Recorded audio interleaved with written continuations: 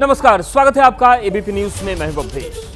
Middle east के जंग के साए में है दो बड़ी ताकत आमने सामने है, लेकिन ईरान का खौफनाक प्लान पूरी दुनिया की टेंशन बढ़ा रहा है, क्योंकि ईरान धमकी दे रहा है कि वो मौत की बाढ़ ला सकता है, तबाही की बारिश कर सकता है। और अब सवाल यह है कि ईरान क्या कुछ बड़ा ईरान जैविक हथियारों की धमकी दे रहा है। उधर इजराइल भी अड़ा है, जो कह रहा है कि धमकी से हम डरने वाले नहीं। बदले की आग में ईरान लाएगा मौत का तूफान।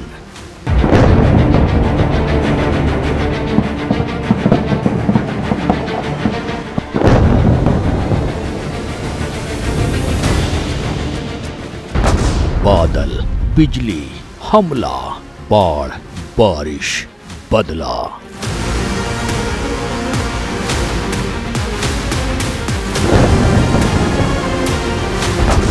ईरान का बदलापुर प्लान, दुनिया की महाशक्ति भी हैरान।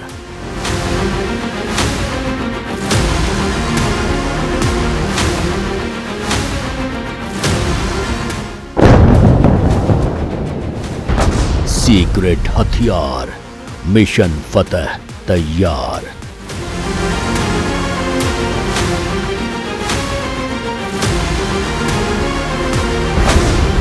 जंगी हथियारों की नुमाइश, बारूद से बर्बादी की ख्वाहिश।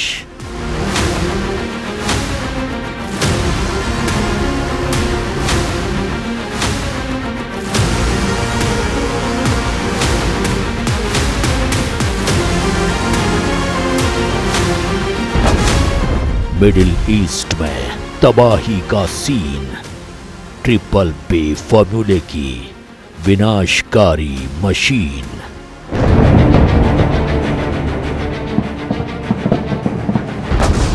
महायुद्ध का सायरन बजा, भारत ने दिखाया शांति का रास्ता।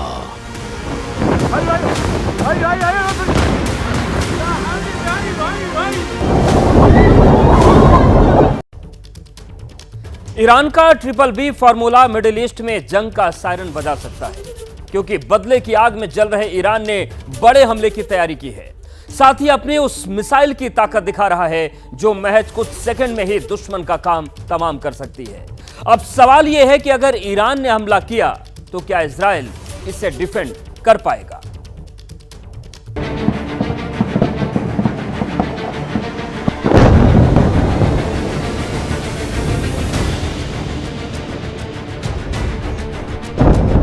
बेरूत में मौत बनकर बरसते बम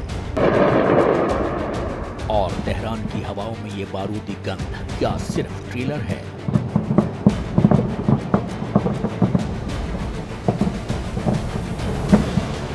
क्योंकि बदले की आग में जल रहे ईरान ने हमले की ऐसी धमकी दी है जो मिडिल ईस्ट में मौत की बाढ़ और भयंकर तबाही ला सकती है।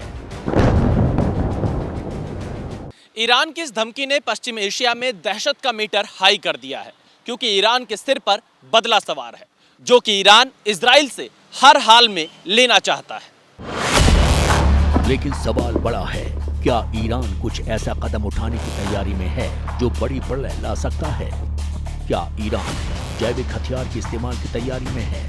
क्योंकि अगर है तो उसका यह कदम पूरी दुनिया को जला सकता है और तीसरे विश्व युद्ध का सायरन बजा सकता है। केमिकल वेपन जो हैं, atomic weapons, bacteriological chemical weapon जो हैं, they are not weapons of war, they are weapons of deterrence. और इजराइल के ऊपर इस माफी का वेपन का इस्तेमाल किसी प्रकार से नहीं करेंगे, क्योंकि ईरान की पॉपुलेशन बहुत बड़ी है, इजराइल की पॉपुलेशन छोटी है, तकरीबन 9 मिलियन। अगर इस माफी का हथियार इस्तेमाल करते हैं तो ईरान साफ तौर पे जानता है कि इजराइल जो है वो न्यूक्लियर पावर है, उसके 70 से 80 एटॉमिक वेपन्स हैं, तो वो एक किस्म से इनवाइट करेगा डिस्ट्रक्शन। ऐसे में किसी भी हालत में वो केमिकल वेपन इस्तेमाल नहीं करेगा।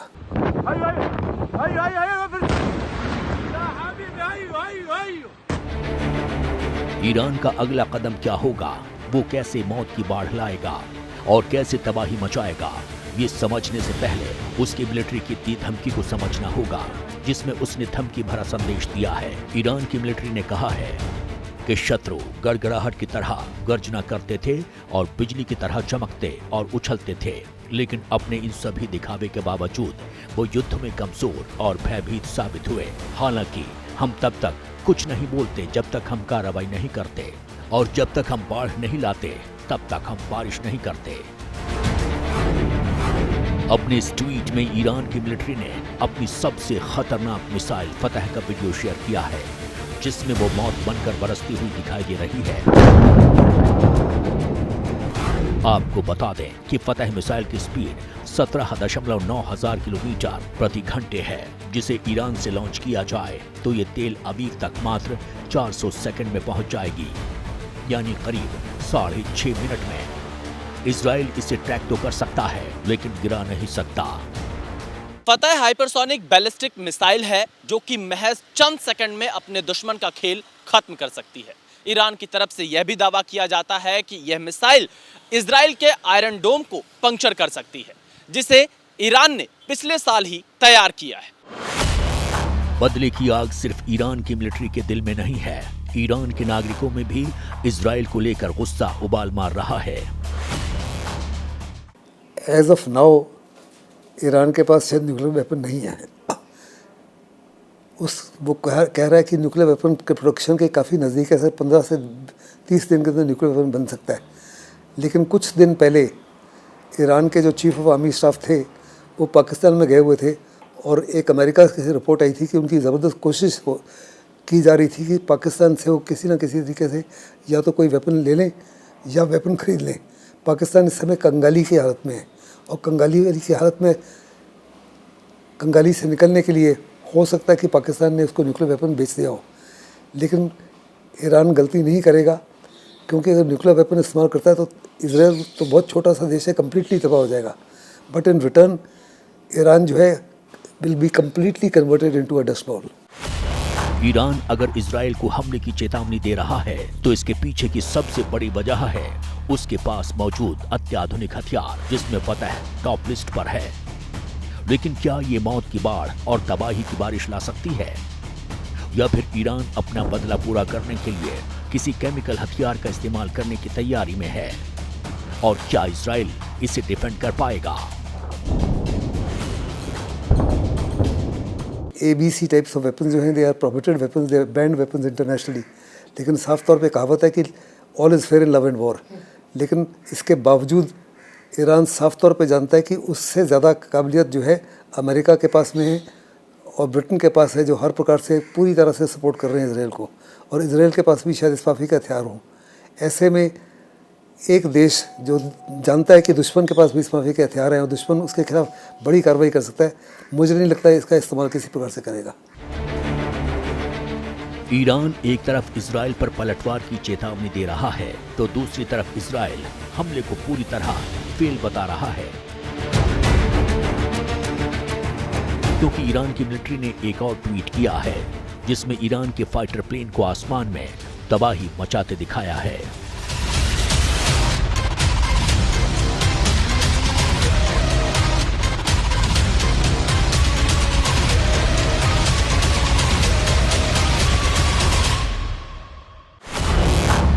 ईरान के पास करीब 3000 बैलिस्टिक मिसाइलें हैं। हालांकि ये आंकड़ा 2.5 साल पहले का है, ऐसे में संख्या इससे भी ज्यादा हो सकती है। यही वजह है कि ईरान की धमकी ने अमेरिका की भी टेंशन बढ़ा दी है, क्योंकि अमेरिका ईरान को लगातार चुप बैठने की नसीहत दे रहा है, लेकिन ईरान चुप बैठने के मूड में नहीं है। जैसे कल इसराइल की स्ट्राइक हुई, उसके बाद जितनी भी वेस्टर्न कंट्रीज़ हैं, खास करके अमेरिका और ब्रिटेन जो हैं, बड़े पैमाने पर ईरान को नसीहत दे रहे हैं कि आप जवाबी कार्रवाई मत कीजिए। उन्होंने उससे पहले इसी माफ़ी की नसीहत इसराइल को भी दी थी कि आप किसी प्रकार से जवाबी कार्रवाई मत कीजिए, और अगर करिए तो इसको केवल सिंबॉलिक अटैक हो। लेकिन जो इसराइल ने किया वास्तव में वो सिंबॉलिक अटैक नहीं था। 3 वेव्स में 100 हवाई जहाज़ इस्तेमाल किए, 85 to 90% या उससे भी ज़्यादा इसराइली मिसाइल जो हैं वो मार गिराई गई, और ईरान ने साफ तौर पर कहा कि उतने बड़े पैमाने पर नुकसान नहीं हुआ जिस माफिक इसराइल की कोशिश थी, और उसके केवल 4 सैनिक मारे गए हैं। वास्तव में असलियत क्या है वो तो समय बताएगा, जब इंटरनेशनल इंडिपेंडेंट जो हैं रिपोर्टर्स उसके बारे में जिक्र करेंगे। इस समय फॉग ऑफ वॉर में जो इजराइल कह रहा है वो उसको भी आप एक्सेप्ट नहीं कर सकते, जो ईरान कह रहा है उसको भी एक्सेप्ट नहीं कर सकते। ईरान पर इजराइल के हमले के बाद अमेरिका की तरफ से 2 बड़े बयान सामने आए हैं और दोनों ही बयानों में अमेरिका ने ईरान को चुप रहने का संदेश दिया है। पहला बयान अमेरिकी रक्षा सचिव लॉयड ऑस्टिन का था, जिन्होंने कहा कि ईरान को इजराइल के हमलों का जवाब देने की गलती नहीं करने की सलाह दी थी। दूसरा बयान खुद अमेरिकी राष्ट्रपति जो बाइडेन का था, जिन्होंने ईरान पर हमले से महीनों से चल रहे तनाव के अंत की बात कही। लेकिन ईरान के इरादे बता रहे हैं कि उसकी बदले की आग इस बार पूरे मिडिल ईस्ट को जला सकती है और दुनिया में महायुद्ध का सायरन बजा सकती है।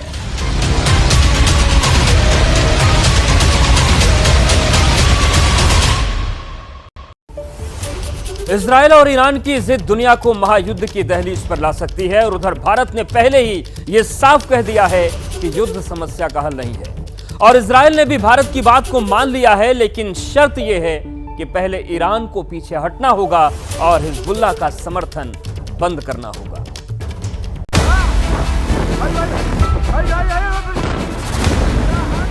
मिडिल ईस्ट में 2 बड़ी ताकतें आमने सामने हैं।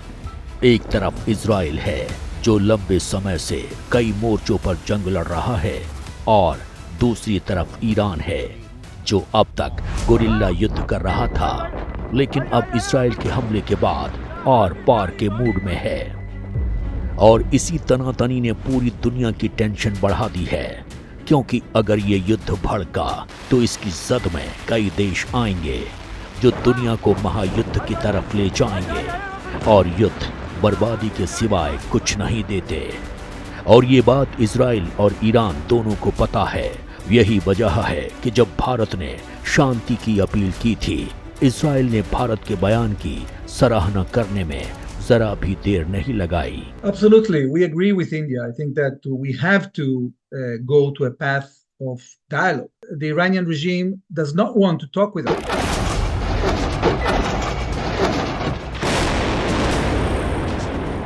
इजराइल लंबे समय से वॉर में है और कई फ्रंट पर लड़ रहा है।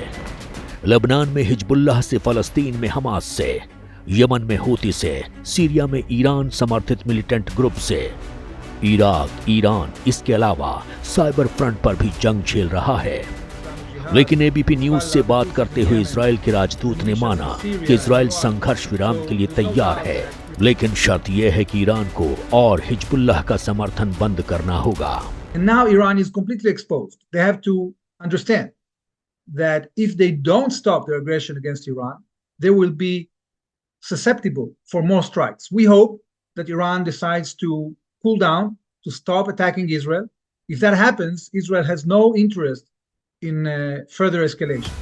दरअसल हिजबुल्लाह हो या हमास, इसे खाद्य पानी ईरान से मिलता रहा है, लेकिन जिस तरह से इजराइल ने हिजबुल्लाह के टॉप कमांडर्स को खत्म किया है, उससे ईरान का पारा चढ़ा हुआ है। इजराइल साफ और सीधी लाइन पर चल रहा है। जो उसके साथ है वो उसके साथ, जो उसके खिलाफ है वो उसके खिलाफ।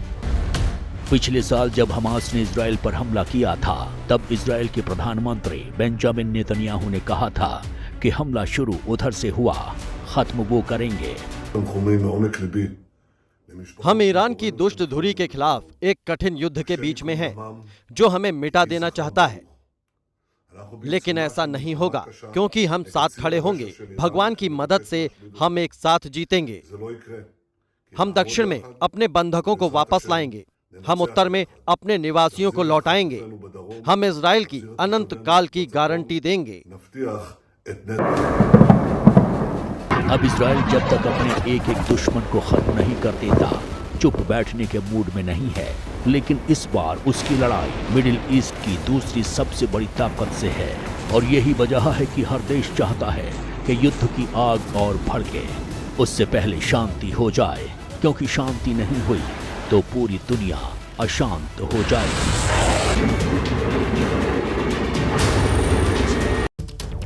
तो ईरान की अपनी बौखलाहट है और इजराइल की अपनी शर्तें। देखने वाली बात होगी कि ये आग कितनी आगे तक जाती है।